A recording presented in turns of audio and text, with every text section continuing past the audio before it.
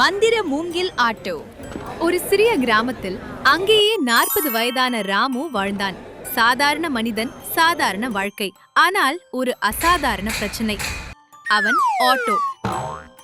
சில நேரங்களில் ஸ்டார்ட் ஆகாது, சில நேரங்களில் நடுரோட்டிலேயே நின்றுவிடும். கிராம மக்கள் தினமும் இந்த காட்சியை பார்த்து கொண்டிருந்தார்கள்.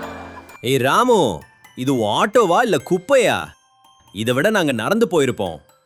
கேளுங்கள் கேளுங்கள், நடுவில் சிக்கிக்கொள்ள வேண்டுமென்றால் ராமுவின் ஆட்டோவில் ஏறுங்கள். ராமு ஆனால் உள்ளுக்குள் உடைந்து கொண்டிருந்தான்.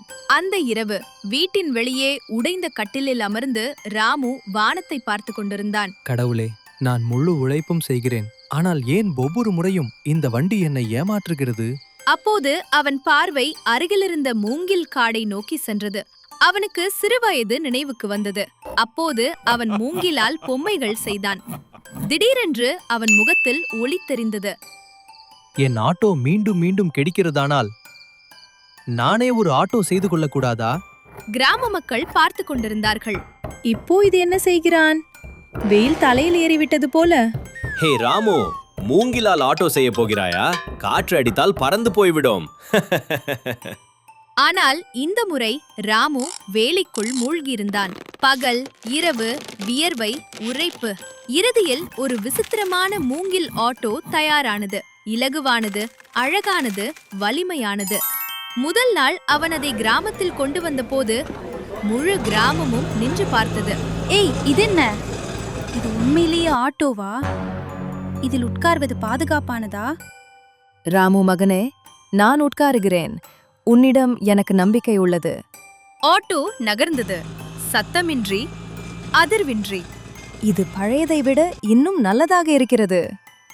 மெல்ல மெல்ல மக்கள் ஏறத் தொடங்கினர். அதற்கு பிறகு ஒரு நாள் கடும் மழை பெய்தது. சாலைகள் முழுவதும் சேற்றால் நிரம்பின. அனைத்து வண்டிகளும் சிக்கிக் கொண்டன. ஏய், யாராவது எங்களை வெளியே எடுக்குங்க. அப்போது தூரத்தில் மூங்கில் ஆட்டோ வருவது தெரிந்தது.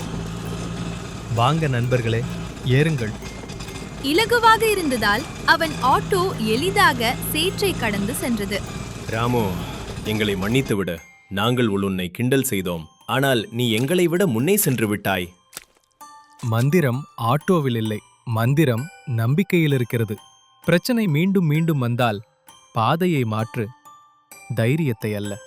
அந்த நாளுக்கு பிறகு ராமு ஒரு சாதாரண ஆட்டோ டிரைவர் மட்டும் இல்லை, அவன் அந்த கிராமத்திற்கே ஒரு முன்னுதாரணமாக மாறினான்.